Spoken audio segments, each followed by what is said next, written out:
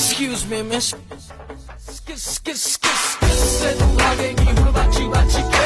और अभी तो रुको, क्लाइमैक्स अभी बाकी।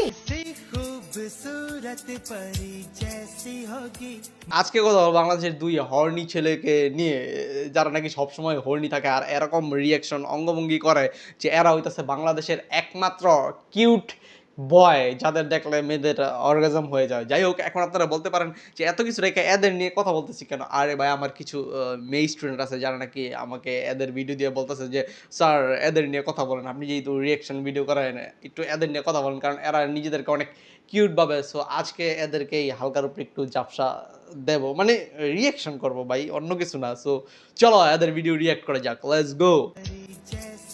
ওয়া ওয়া ওয়া, আসলে তো ছেলে দুটো অনেক কিউট, কিন্তু এদেরকে কোনো দিক দিয়ে আমার ছেলে মনে হইতেছে না, মনে হইতেছে মেয়ে।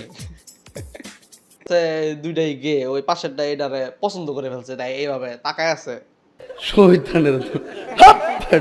तेरे माथे के कुमकुम को मैं तिलक लगा के घूमूंगा।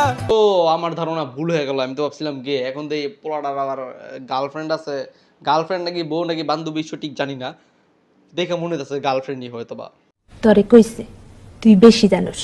ধূমপান করতেছে, মুখ থেকে ধোঁয়া বের করতেছে। অনেকেই ভাবতে পারে শীতের দিনের জন্য ধোঁয়া বাড়িতেছে, কিন্তু না ভাই, সে ধূমপানই করতেছে। আসলে এই গেঞ্জি জেনারেশনরা ধূমপান করাটাকে স্টাইল বা ফ্যাশন মনে করে। আর এরকম লাফালাফি, মানে আগে যেতেছে পিছিয়ে যেতেছে, এটার লজিকটাকে আমি বুঝতেছি না। আর পিছনে ভাই ময়লা আর গাতা, যে কোনো সময় ময়লা টলায় পরিচিত পারস ভাই, ডেকা ডেকা নাচানাচি কর, হ্যাঁ টিকটক কর, রাস্তাঘাটে এগুলো করতে হয়, বাসায় এত জায়গা রেখা। মানে দেখকে আর সহ্য। আচ্ছা, মানে সে তার গার্লফ্রেন্ডের সাথে খেলাধুলা করতেছে। আরে ভাই, দুষ্ট কিছু না, ভালো খেলা। আচ্ছা আচ্ছা, তারা মনে হচ্ছে জীবনে প্রথমবার রেস্টুরেন্টে গেছে, আর রেস্টুরেন্টে যেহেতু গেছে একটা কাপল ভিডিও বানাতে হবে, এর জন্য গার্লফ্রেন্ড খাওয়াই দিতেছে আর বলতেছে বাবু একটা ভিডিও করো, টিকটক করো। বলো চোখেতে ধুলা দিয়া বরল করলা বিয়া। ধূমপান স্বাস্থ্যের জন্য ক্ষতিকর, এগুলা এই গেঞ্জি জেনারেশন কবে বুঝবে ভাই? বুঝতেছি না আমি। এই জ্বালা তো মিটাবো আমি ডিজে গানে বেজিয়া। আপনারা দমকল বাহিনীর ফন্দার। জানলে অবাক হবেন যে এই ছেলেটা ইন্ডিয়ান একটা টিকটকার কপি করা। হ্যাঁ, এটাও আমি জানতাম না। ওই যারা আমার এই ভিডিওগুলো দিয়েছে আমার স্টুডেন্ট, তারাই আবার দিছে। আর ওই ছেলেটার নাম হচ্ছে লাক্সে সুরি।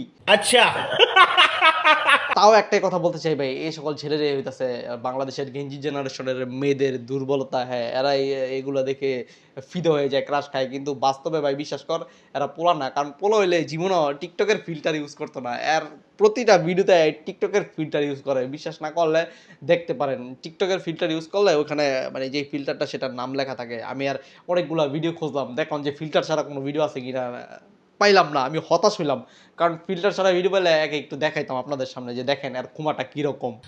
बेकार है भैया, मैं तो टूट गया।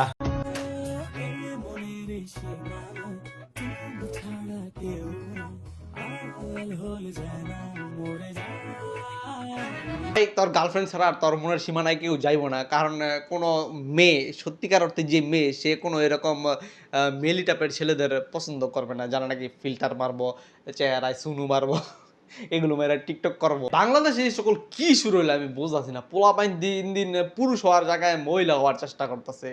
মানে তুই পোলা মানুষ, তোর হাব ভাব চল চলন থাকবো পোলার মতো, একদম বুক ফুলায় উঁচা করে হাঁটবি বেড়া। আর তোরা গিয়ে মেলি মতো স্বভাবের হয়ে যেতেছ, টিকটক করস, তারপর আবার এই কি কয় ফিল্টার মারস বেড়া, এগুলি বন্ধ কর। बुरा लगता है भाई, आप लोग भी जानते हो यार।